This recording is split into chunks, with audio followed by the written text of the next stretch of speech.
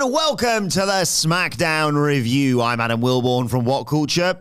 All on my own today. wAcKy summer continues, unfortunately, but I'm here to review this week's episode of Friday Night SmackDown. But before I get into it, if you're a fan of this sort of thing, make sure you subscribe to WhatCulture Wrestling on Apple Podcasts, Spotify, Amazon Music, and YouTube, where we do daily wrestling podcasts where we not only review SmackDown, but also the show formerly known as NXT 2.0. AEW Dynamite, AEW Collision, pay-per-views, premium live events. We have interviews, roundtable discussions, and a roundup of the week complete. A really good quiz, of course, on WrestleCulture. As I said, though, just me today to review SmackDown. Not even got our brilliant producer, Adam Nicholas. Get well soon to him to bounce some thoughts off of. So, good luck, everybody. But I'm here to review this week's episode of Friday Night SmackDown.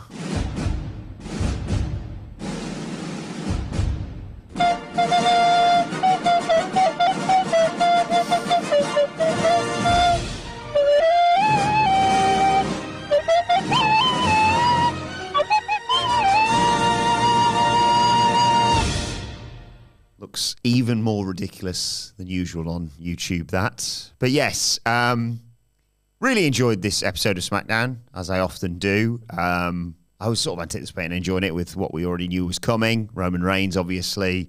We'll get to the Queen's celebration in a second. But I really was pleasantly surprised by some other stuff that happened on here, and taken aback by a couple of other things that I will get into. But yeah, let's dive straight into it with something that me and Sige previewed on Friday that went exactly the way I thought it was going to. I'm talking, of course, of Queen Nia and her championship celebration hosted by Miss Money in the Bank, Tiffany Stratton. The show opens after a recap of what happened with Bloodline recently with Tiffany Stratton and Pretty Deadly. Yes, boy! I wholeheartedly agree with that sign. Pretty Deadly musical, or we riot in the crowd, by the way.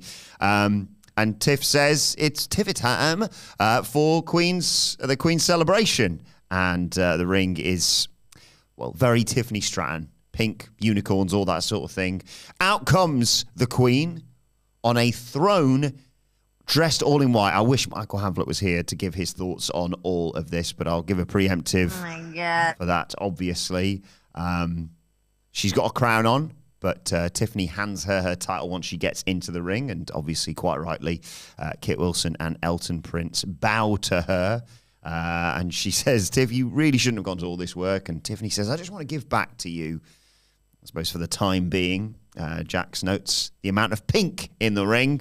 Says she appreciates Tiffany, but this really isn't her style. Her style is more destruction. And she proved that at SummerSlam when she destroyed Bayley. She was a woman of her word. She said she'd take the title from Bayley, and now not only is she Queen of the Ring, but also the new WWE Women's Champion. Everyone in the locker room, Nia Jax says, better bow down to her. And who better to start but Tiffany Stratton herself? And I thought, oh, God, are they doing this already? But Tiffany sort of puts it off. She says, look, everyone's going to bow to you. I'm going to bow to you. But let's do this right. Let's get the Pretty Deadly performance out of the way first. And as a sort of, fingers crossed, prelude to, one would hope, an entire episode of SmackDown dedicated to this, we saw a little snippet of Pretty Deadly, the musical. They performed Ode to the Queen, which I'm not going to attempt to recreate, certainly not if I'm on my own for this. But it was sensational, as you would expect from those two fantastic performers. Oh, my God. And me and Sige sort of speculated as to whether it was going to be Bayley, wanting a rematch at Bash in Berlin for her title. But instead, it was Michin who crashed the celebration. She clobbered people with kendo sticks. And Nia Jax and Miss Money in the Bank bail, leaving Michin alone in the ring with Pretty Deadly. She just wails on both of them with a kendo stick and grabs a bottle of champers to celebrate the end of this. I realise this was a flashback to segments you'd get all too often in the old regime of WWE, but I just thought this fit really well here. And it was, a sort of throwback to something we got sick of, but it's an easy way for a short build, as was revealed later on, to a one would assume fairly straightforward title defense for the Queen, because all we're really paying attention to right now is Tiffany Stratton, whose eyes keep drifting to that title, and you just feel like Nia Jax has been complicit in her own downfall by giving her that special customized briefcase that's inevitably seemingly going to be used on Nia. When? I don't know, but I will keep watching with bated breath for that one. We cut backstage, and there are the former tag team champions, Jade Cargill and Bianca Belair, and the woman that saved them recently, Naomi. They're talking about, well, getting back on track, basically, kicking the Unholy Union's ass, kicking Blair Davenport's ass, the Blair Witch Project, as I've dubbed them, and, yeah, winning back those tag team titles. In walks Carmelo Hayes, and says, well, they've all got an invite to his after party, celebrating after he finally defeats Andrade, and Jade Cargill sort of mugs him off and goes, isn't he like 2 up on you? Bianca Belair does a very good face. But Mello, ever the man who can see the silver linings, every crowd says, well, at least they're watching my matches. Speaking of which, I hope they're watching what came next, because I really enjoyed it. And me and Hamlet did a video recently, actually, about wrestlers dying for something new, and we featured Andrade on it because we said he feels like he's just sort of treading water right now, and he's just constantly facing Carmelo Hayes, but it's worked out. Yes, long term, I'd like to see Andrade in a title match, whether that be US or, I would hope more, Cody Rhodes and the world title, but yeah, it's Mello versus Andrade here, first match of the night, and the usual sort of cat and mouse stuff with Mello and the babyface. But Mello takes over, springboard clothesline, drops Andrade. He comes back with a drop kick. Hayes gets knocked to the floor. Andrade hits a nice-looking middle rope moonsault. Hayes goes up top as they get back in the ring. Andrade cuts him off, but Hayes pushes him off the top ropes. He takes a bump on the apron to the floor. Oof, to send us to a break. And when we come back, they're fighting again on the top rope. Andrade hits a beautiful Spanish fly for a good near fall. Andrade fires himself up, fires the crowd up, but runs straight into a super kick. Catches him with a suplex, though. Goes for the Three Amigos, but Hayes, who's been doing his homework, counters the third attempt, turns it into a cutter for a 2 count. Hayes knees Andrade in the head, but Andrade hits that. Oh, I love it every time. I've said this a lot. It's my favorite non-finisher, I think. That spinning back elbow of his when it looks like he's going to hit a kick and then he just kills him with a back elbow. He only got a near fall out of it, though.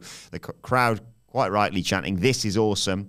Andrade goes up top, misses the moonsault. Andrade comes back, though, goes for the message, but Hayes, after a bit of countering, catches him with a roll-up and actually gets the 1-2-3. Mello finally getting a win over Andrade. Still 2-1 down, I think, or at least 1 down on Andrade's wins. And Hayes just can't help himself. He's not just happy getting the win and getting his hand raised. He has to shove it in Andrade's face, even as Andrade says, you know what, fair play, I'll let you have your moment. Tries to leave the ring, and Hayes is like, just a quick reminder, I've beaten you now. And Hayes pulls him back, and they get into a brawl. Officials have to run out and separate them, and they do, and then they get back into it. The crowd are chanting, let them fight. This has really burst into something. It looked like something that they were just like, well, we haven't really got anything for these two to do, so let's just have them kind of go 50-50 against each other. But as stories come out of this, Andrade's going to inevitably want revenge. They may even stip up another rematch. And yeah, I like these two working together. I think their styles gel really well. And the fact that each match develops because, yeah, they're learning from being in the ring together. There's a tiny bit of me that worries that they're just going to be shoved into a makeshift tag team together. But no, we will stay positive. Yeah, I want to see this again. Maybe with some sort of stipulation on the line, but you can tell just by the crowd reaction, packed house here, that they were really enjoying this. We go backstage to Solo Sikoa and Tama Tonga, who hands Solo the Ulafala. Tonga said he would rip Roman Reigns apart later. We'll wait and see if that happens. Sikoa says, look, I'm the tribal chief now, but if Roman takes the Ulafala back, that means he's the tribal chief, and therefore you and I, everyone would have to acknowledge Roman. I'll believe it when I see it. We also got a vignette profiling Giovanni Vinci, sort of a flashback to what he was doing in NXT. Vinny Vinci. He's very flashy. He's got a sports car. He's got a supermodel. He's living his dream, traveling the world, just getting back in the wrestling ring. I don't know what happened with him in Imperium. I'm not going to sit here and speculate on that. I just want to see him wrestle. And if he does the smiling supermodel gimmick thing, even better. This was the match I referenced in the intro that kind of threw me a little bit. Blair Davenport versus Naomi. I think you and I both thought that this would probably have some sort of shenanigans involving the tag champs, Jade Cargill, Bianca Belair, and you'd get some sort of dodgy finish. No, Blair Davenport just won. I will mention, we saw the NXT Women's Champion, who, unfortunately, Sidge isn't here. I can't ask about him, his thoughts on potentially Roxanne Perez moving up to the main roster. But when he's back, I will. Obviously, they're in Orlando. Early on, Naomi slides through a Davenport clothesline, hits a rear view.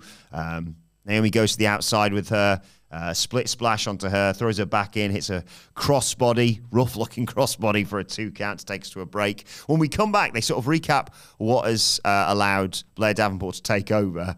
And it was this weird sort of accidental double move.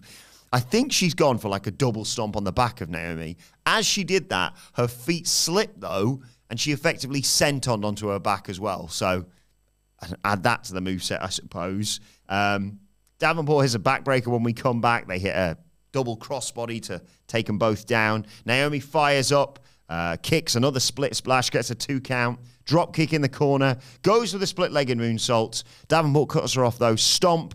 And then Davenport, seemingly a bit out of nowhere, just hits that big knee to the face as Naomi is on her knees and gets the 1, 2, 3. And I thought, oh, beating Naomi, are we? Okay. I suppose Blair Davenport does need a bit of momentum. She has just sort of interfered previously.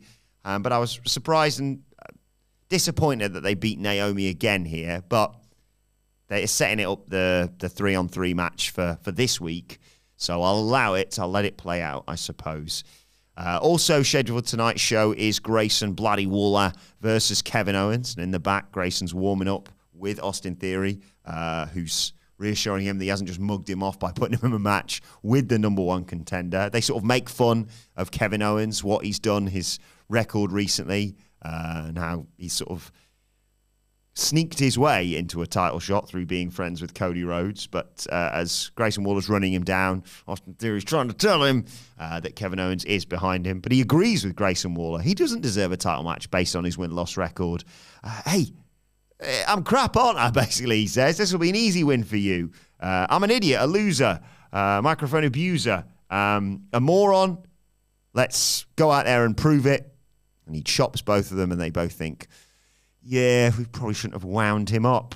More on that in a second. We get a nice graphic and video package honouring the late, great Afa Anoa'i. Obviously, awful time for that family, losing Sika just the other month, and now Afa. Nice chance from the crowd for him. And we also see another NXT star, the champion in the men's division, Ethan Page, is spotted. And then we get Kevin Owens versus Grayson Waller. Brief, but I like the fact that they did this here. You shouldn't be having him go a long time against Grayson Waller. He's the ideal foil for this sort of match leading to Bash in Berlin, which is only a few weeks away. And Owens just getting his groove back, not messing about here. Jump starts it, kicks him, sets up for a cannonball in the corner, but Waller rolls to the outside. So Owens goes out after him and clotheslines him, chucks him into the wall, chops him, rolls him back in the ring, but takes his time, jaw-jacking with Austin Theory, and that allows Waller to recover, beat Owens down on the outside, and set up a chair in the crowd, and they do this great visual where he sat there gloating, and then Owens rises up behind him from behind the barricade and drags Waller back in. He gets posted, does Owens, and Waller hit a DDT on the outside, gets a 2 count as we go back in. Hits a big elbow drop as well for another near fall. Goes for a superplex, but Owens fights out of it, drops him, and hits a swanton for a 2. The finish, though, sees Grayson Waller go outside to do that bit where he dives and rolls in the ring and hits his finisher, but he runs straight into a stunner, and Owens decides that's not quite enough. He needs to remind everyone who he is, and he picks him up and hits a pop-up powerbomb for the 1, 2, 3. He's not even finished there, though. He wants to keep kicking the crap out of Grayson Waller for everything that he's been saying. Chucks him outside, of course, chucks him into the prime cart. Theory makes the save. They beat him down. The numbers game catches up to Kevin Owens, and they chuck him in the ring, grab some chairs, but Cody Rhodes runs out to make the save. He and Kevin Owens beat the heels down, get their chairs off them, twat them with them, and they roll to the outside. And there's just, again, that split second where Cody's turned his back on Kevin Owens, who's holding a steel chair, but he does not pull the trigger. He does pick up the belt before Cody can, though, but he hands it over to him and leaves. I really like this. We've said before, you would anticipate later on in the year we are going to get Randy Orton as a heel, having presumably lost to Gunther in Berlin.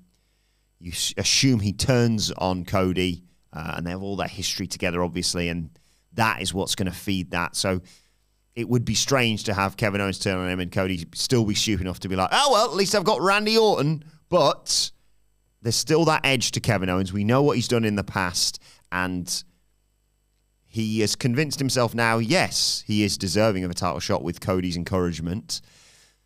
But what kind of Kevin Owens are we going to get in Berlin? Is he going to turn beforehand? Is he, during the match, going to lay it in a little bit strong against Cody? I think no one thinks that Cody's going to drop the title to Kevin Owens, but Kevin needs to do something, and I think he is laying it out here, so he doesn't just lose and be like, well, I guess I was completely justified in saying I had no right having a title match. We see Solo Sikoa backstage again. He says that Roman, he's sort of very intimate with that Ulafala now. Roman needs to acknowledge him. The crowd don't. They just chant OTC. Titus O'Neil is seen in the crowd. Great reaction for him. He's got a book coming out all about fatherhood. It was my son's first birthday over the weekend, so I may well take a look at that book. And then we see a vignette for Legado del Fantasma, taking a note out of the family's book in NXT. They've gone to a restaurant to discuss their plan of action, and Santos Escobar shuts it all down, saying that we're getting demeaned week after week. We need to not forget who we are. LDF is not just a name, it's a legacy. And next week, he's going to take the US title from and he toasts to sending that piece of trash back to the trailer park he came from, with everybody saying, Escobar, sí. Excited for that match next week. This week, we'll preview it on Friday. Speaking of which, LA Knight, his music hits. Huge pep for him. And he gets a mic and says, let me talk to you. He talks about Escobar trying to be like him. Escobar might not forget who he is, but he will forget where he is. The nation's capital next week after he gets his ass kicked, takes a blunt force trauma. He doesn't have time, says LA Knight, to be worried about a cross-eyed half-wit calling him trash. You can call him whatever you want. But next week, this piece of trash is putting Escobar on his ass and keeping the US title, with everybody saying, L.A. Knight, yeah. Michin, after her, well, ruining of the Queen's celebration, walks out of, oh, God, I wish Hamlet was here, because I've forgotten the SmackDown GM's name. Anyway, she walks out of his office and into Piper Niven and Chelsea Green, who say, yeah, we were going to do what you did, but thanks for doing that and stopping that car crash we were watching out there. Michin reveals that after what she did, she's got herself a title shot. And Chelsea's furious with all this. Her and Piper try and rush into the office. But Nia Jax appears out of nowhere and attacks Michin, but then the SmackDown GM shuts that all down before, well, she can stop her even making it to the title match. Then we see Trick Williams. Whoop that Trick. He's in the crowd. Hopefully will soon be the NXT champion again. But doing some great stuff with Pete Dunne down in NXT as well. NXT previews and reviews later on in the week. Hopefully not on my Todd by then. We'll work something out. I'll tell Phil Chambers about NXT. I'll really open his eyes to whatever the hell that show is this week. And then we got a number one contenders match. And my God, this was brilliant. For a split second, I thought, are they going to go to a draw to set up a three-way?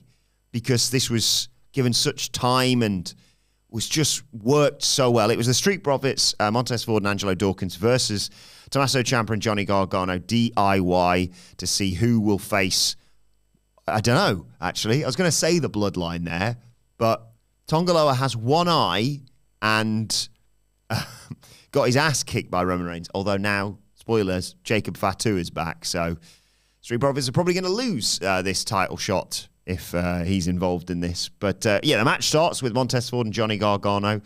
Great back and forth reversals and a little show of respect. Then they just went bonkers. Dawkins flips forward onto Ciampa. Double flapjack takes down Gargano. Dawkins runs over Ciampa on the outside. And we're going to a break, which Ford sends us to by saying, we'll be right back after these messages for another beatdown. I love Montez Ford. I really feel like he was forgotten about for a while. Me and Andy talked about the sort of weird, let's put Bobby Lashley with the Street Profits and then do nothing and add B-Fab in there. Fine, but do something with them. Now, though, it looks like the Street Profits have kind of rediscovered their form, because there was a period a while back where you thought, are they going to split? Is Ford going to go on a singles run? And then they didn't do a singles run or a tag run. And I think they even pointed out last week how long it's been since the Street Profits have held gold. So fingers crossed, although if you're up against Jacob Fatu, good bloody luck. Anyway, we come back from the break. Gargano's in control. It's a spear on Montez Ford for a 2 count. But Ciampa comes in and gets slammed by the Profits. Dawkins comes in, goes up top, misses a swanton. Ciampa hits a running knee. That gets a 2 count. Gargano tags in, tries to hit one final beat, but Dawkins catches him and reverses him and slams him down. It all breaks down again as Ford comes in. Ford and Gargano stereo suicide dives and onto their opponents on the outside. And then Ford and Gargano go at it. More of this sort of thing, please. Trade super kicks. At one point, Gargano just falls onto Montez Ford for a pin, but Ford kicks out. That takes us to another break. When we come back, Ciampa knees Dawkins on the apron. Ford basically hit a zigzag on him. Ford goes up top, goes to the 450, but Ciampa gets the knees up, and DIY hit the shatter machine on Ford, but Dawkins right at the last second is there to make the save. It looks like DIY is going to hit their meet in the middle super kicks, but Dawkins pulls Gargano out of the ring. The Profits hit the revelation on Ciampa. Gargano, though, put perfect time in making the save there. The crowd are loving it at this point. Ciampa and Dawkins go back and forth. Gargano comes in and kicks Dawkins. Gargano backdrops Ford to the outside. And Gargano and Ciampa hit a fairy tale ending. And whilst he's held up in the fairy tale ending, they showed this on the replay, just gets super kicked right in the face. But Dawkins, this more than anything, last 2.9999, add him to Sidgwick's list of great kickouts. Right at the last second, he kicked out. Gargano dived onto Ford, but the slingshot spear got countered into a swinging butterfly suplex, and the Street Profits hit the Doomsday Blockbuster on Gargano. Dawkins cuts off Ciampa. Ford gets the 1, 2, 3. Excuse me. The Street Profits, as I mentioned, are the #1 contenders. Great to see them back in that position. This match was unquestionably the match of the night, and I don't know where DIY goes from here. There was a tiny bit of me that thought, you're not doing the turn right now, are you? But, yeah, it seems weirdly like their time with the championship was very brief, and it's been and gone. But I suppose you did need to put gold on the new version of the Bloodline, and it wasn't going to be Cody's title. I don't know what happens. Whether or not... Ooh... Does Roman help out the Street Profits? Is that his sort of part of his road to redemption? Of the Bloodline always use their numbers game and cut people off and cheat, basically. It's kind of been their modus operandi since Roman was in charge. Maybe the Street Profits win. I don't know, but I'm really excited for that match whenever it is that they're going to do it. And the main event of the evening was, of course, the Bloodline segment. Out comes Solo Sikoa, flanked by Tama Tonga. He says, Orlando, acknowledge me. They didn't. They booed. They chanted OTC. And Solo says, you don't want to acknowledge me? Fine. There's only one man who needs to acknowledge me. Roman Reigns, you call yourself the Tribal Chief or the OTC or whatever the hell that is. You want this Ulafala back? Get your ass out here. And why don't you come and take it from me? And oh my God. I know I'm a mark for, well, almost everything Bloodline related, but certainly Roman Reigns. And we've got a live show coming up on Sunday ahead of All In, and I'm going to see if I can get the extended MIDI version of the new Roman Reigns entrance theme as part of my entrance for our live show. If you haven't got tickets, by the way, whatculture.com/tickets for that. We're going to have a live show and an extended meet and greet. It's going to be great to see you all. And then we're all going to head over. We got ourselves a convoy. It's a beautiful sight. We're going to walk over to Wembley Stadium, which is mere minutes away from the Crystal Club, where our show takes place. Go to All In. I'm very excited. I didn't get to go last year, obviously, because it was the birth of my son, but now we've got his first birthday out the way. I'm clear to go. Very excited to see, wrestling at Wembley. And then after that, well, we'll go outside and we'll film what went down. I'll be doing that, and Simon Miller will, of course, be doing ups and downs. Looking forward to seeing Simon again. It's rare, obviously, what with him being down south and us being all the way up here in the northeast. So it always feels nice and special. WrestleMania is always fun because we get to spend a week together and really catch up. Top bloke, obviously, on and off camera. And just a ridiculously hard worker. But we're doing all that. Then, after that, come with us to Sweet Chin Disco. This is another one of those sort of pinch me moments for me. It's a club night after All In. All for wrestling fans. Max Caster's going to be there. He's probably going to do a rap. I think Prince Nana's going to do a DJ set. And shout out to Sam from Sweet Chin Disco, who has asked me to be the host for it. I'm very excited. Tickets have sold out, but I will remind you, there are going to be limited tickets on the door, and there might be people who unfortunately can't come on the day or whatever. So, head along, try and get tickets for that, because it's going to be awesome. It's going to be packed out, and check my phone. No, Sam hasn't told me I can reveal some potential surprise appearances, even more than Max and Nana, who are going to be there. So do join us for that one. I can't wait for Sunday. But anyway, what are we talking about? Oh yes, Roman Reigns. He comes out. It's astonishing the reaction he gets, and amazing how well this babyface turn has finally gone for him. And he gets into the ring with Solo. Solo takes the Ulafala off and hands it to Tama Tonga and asks Tama to leave the ring. He does so. Roman and Sikoa go face to face, and then they trade blows. Reigns hits a clothesline. Stands tall, but Tama Tonga, of course, jumps in from behind. Reigns fights back with a slam. They spill to the outside. It looks like Roman's going to put someone through a commentary table. But Sikoa hits Reigns. Reigns rolls back into the ring. Sikoa sets up for the Samoan spike, but Roman moves. Superman punch. Ooh! Ah! Oh, my God. Spear for Solo Sikoa. OTC chants echo around the arena. And Reigns walks over to the corner where sits, shoves the tag title out of the way. There sits the Ulafala.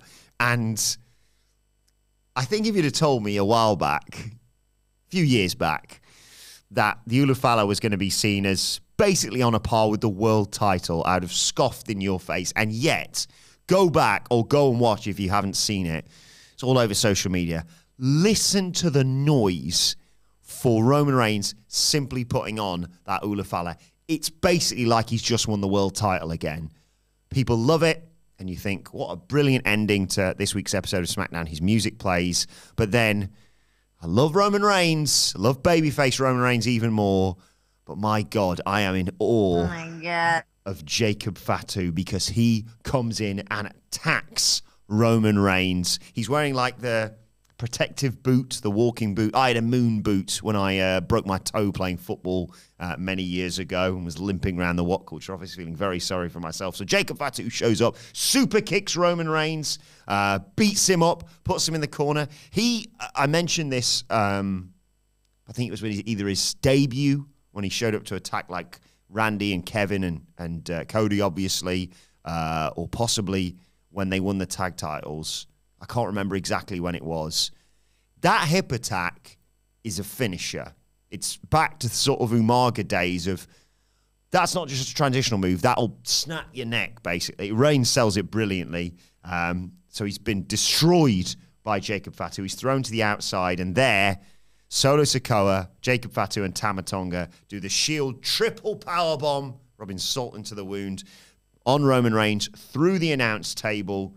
And then Jacob Fatu throws Roman Reigns back in the ring. Tama Tonga puts the Ulafala back around the fake tribal chief's neck.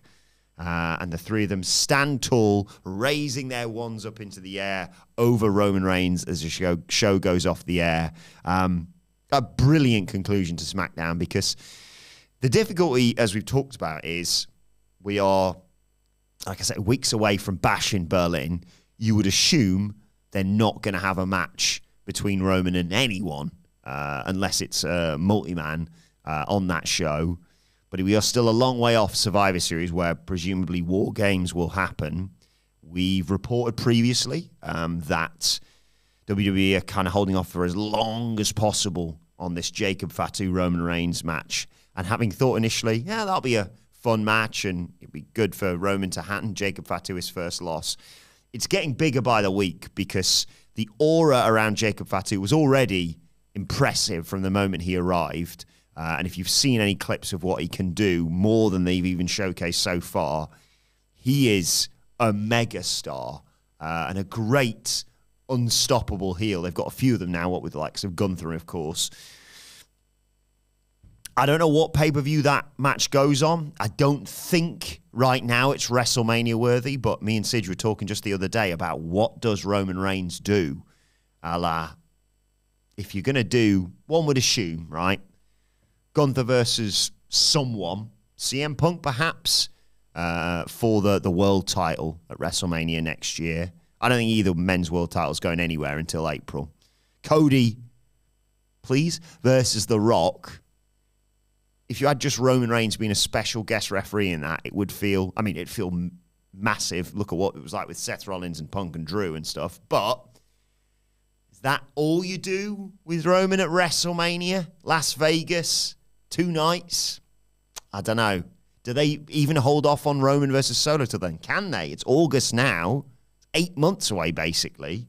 Yeah, actually, the 19th and 20th of April, if I'm not mistaken, is the 2 nights of WrestleMania. So it is literally 8 months away today from night 1 of WrestleMania. So I don't know if you can hold off that long.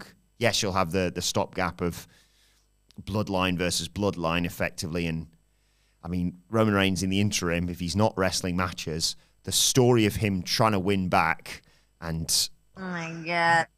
Oh, God.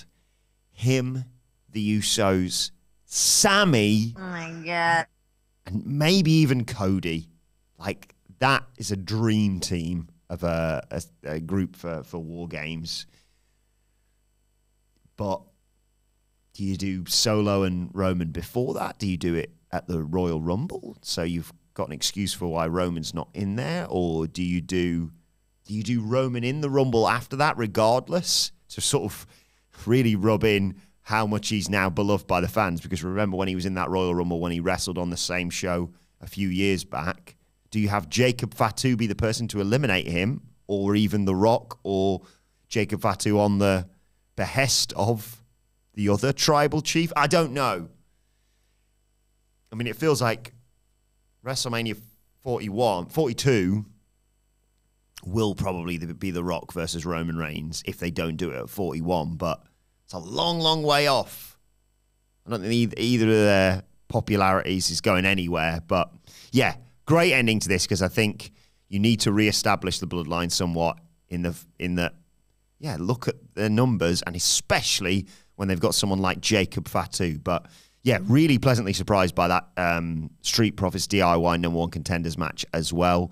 And Queen Nia is the queen for a reason. But let us know your thoughts on SmackDown, either in the comment section below or on X at WhatCulture WWE. Watch, you can follow me at Adam Wilbourn. You can follow us all, as I said, at WhatCulture WWE.